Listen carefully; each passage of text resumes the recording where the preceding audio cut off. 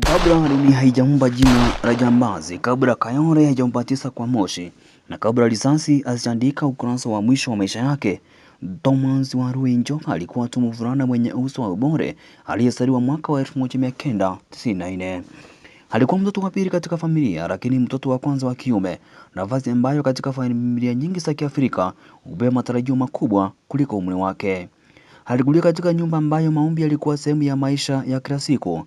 Mama yake Catherine, mshauri katika chuo kikuu cha Kenyatta na Mkristo aliyejitolea, alikufariji wanafunzi waliovunjika moyo mchana, kisha usiku aliwapigia magoti watoto wake mbele za Mungu. Aliamini kuwa hakuna dhambi ambayo maombi hayawezi kushinda. Baba yake David Njoka, meneja mwandamizi katika Wizara ya Afya, alikuwa ameushinda umaskini kwa jasho na bidii. Aliahidi kamwe kutorudi nyuma. Pamoja na mke wake walijenga familia iliyosimama juu ya maadili, nidhamu na hofu ya Mungu. Lang'ata Estate ilimlea kama ahadi ya maisha mazuri, mtaa mzuri, familia nzuri na mtoto ambaye kila mtu aliona angekuja kuwa mtu mkubwa. Lakini watoto wazuri hawapaki hivyo milele, si Nairobi, si katika dunia hii. Thomas alikuwa mchangamfu, mwenye haiba na aliyepata marafiki kwa urahisi. Elimu yake ya msingi ilikuwa ya mafanikio makubwa. Alipata alama nzuri na kila mtu alimtazama akisema huyo mtoto ataenda mbali. Na kweli alienda mbali, lakini siku ile wazazi wake walikuwa wamemwombea. Alipojiunga na Pioneer School Maragwa, shule binafsi iliyojulikana kwa nidhamu na ufaulu. Maisha yake yalibadilika ghafla akiwa kidato cha pili. Dumu moja ya wizi, mabishano moja, halafu mbele ya walimu na wanafunzi, alimsaba makofi mwalimu wake. Ndipo safari yake ya shule ikaishia hapo. Alifukuzwa. Habari hiyo ilimvunja moyo baba yake. Mtu aliyepambana maisha yake yote kukimbia umaskini, sasa alimuona mwanawe akikimbilia kwenye giza kwa miguu yake mwenyewe. Wazazi wake walimsihi arudi shule, walimuomba, walimuonya, walimwombea, lakini Thomas alikuwa tayari ameondoka moyoni.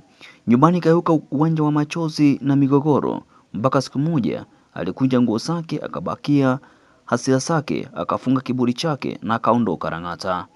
Hakukimbia, alitembea polepole kwa utulivu, kana kwamba alikuwa anaenda kukutana na hatima aliyokuwa ameichagua mwenyewe. Safari yake ikaishia Kayole, mahali ambapo maisha yana thamani ndogo, risasi zinazungumza kwa sauti kubwa kuliko sheria, na bidhaa huwalea watoto ambao jamii imewasahau. Alipanga chumba kidogo, na kwa mara ya kwanza maishani mwake alihisi huru.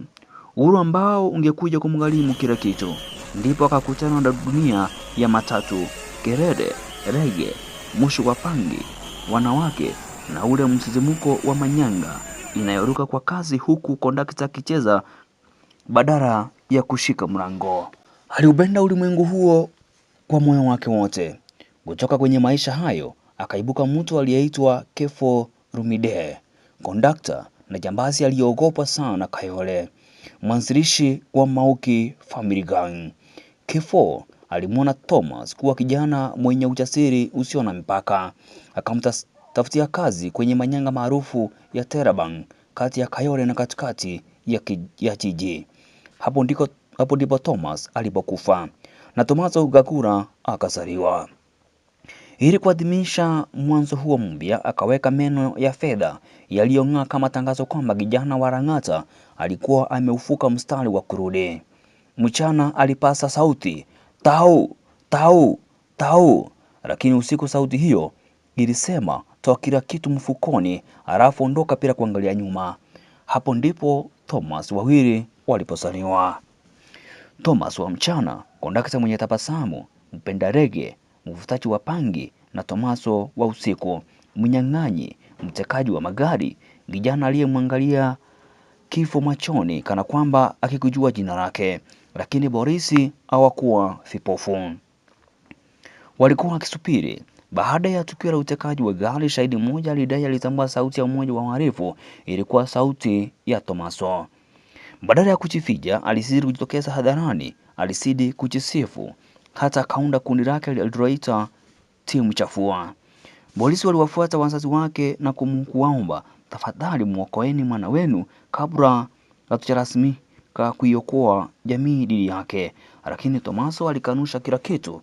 Kisha kaandika Facebook ujumbe uliotikiza wengi: una maisha mmoja tu ya kuishi, yaishi kikamilifu, kesho haijahidiwa. Hakujua alikuwa anaandika wasifu wa mwisho wa maisha yake. Tarehe 12 Agosti mwaka 2014, Sauti C, mwanaume mmoja alitekwa kwa bunduki akiwa anangoja geti lifunguliwe. Alinusurika kwa kuruka kutoka kwenye gari. Ripoti ikaandikwa. Siku mbili baadaye, saa 5:30 usiku, Buruburu Shopping Center, polisi waliona gari lililoipwa.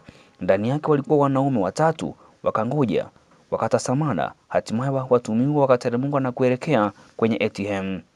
Na hapo ndipo hatima ikamchagua Tomaso. Wenzake wawili wakatoroka, yeye akukimbia. Labda aliamini bado wangeweza kubonyoka, lakini safari ilikuwa imefika mwisho. Risasi 13 zilibasua ukimya wa usiku, na kwa risasi hizo 13 ndoto zote zikasiku pamoja naye. Akiwa na miaka 22, kijana aliyewahi kubewa kila fursa maishani akawa mwili mwingine kwenye mfuko wa maiti. Baba yake alikataa kumzika nyumbani, akakataa hata kuligusa jeneza. Hatimaye Tomaso akasikwa katika makaburi ya Lang'ata.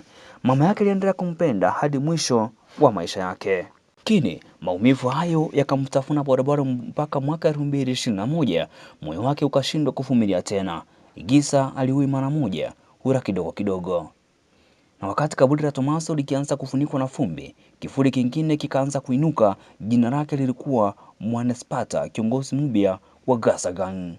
Usikose kujiunga nami Wesley Anyona kila siku katika runinga yako pendwa ya Kenya Faster TV ili uweze kujionea pamoja na kujifunza mambo mengi pindi tu yanapochipuka.